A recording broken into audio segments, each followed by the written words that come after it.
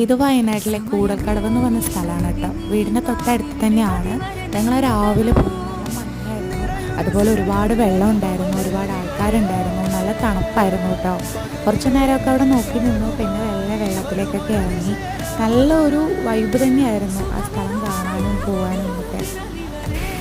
നന്ദൂട്ടന് ആദ്യം ഒന്നും മടിച്ചിട്ടുണ്ടെങ്കിലും പിന്നെ നന്ദൂട്ടന് വെള്ളത്തിലേക്ക് ഇറങ്ങി കേട്ടോ. നല്ല തണുപ്പായിരുന്നു. അത് കഴിഞ്ഞിട്ട് പിന്നെ ഞങ്ങൾ ചായ കുടിക്കാൻ. സൈഡിൽ 2 പട്ടിക്കുട്ടികളുണ്ട്. അതിൻ്റെ കഥയാണ് നന്ദൂട്ടൻ പറഞ്ഞുകൊണ്ടിരിക്കുന്നത്. നല്ല തണുപ്പും ചൂടും ചായയും.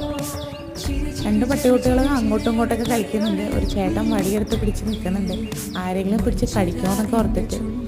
നന്ദൂട്ടൻ അതിനെ കുറച്ച് നേരം കളിപ്പിക്കാനൊക്കെ തുടങ്ങി.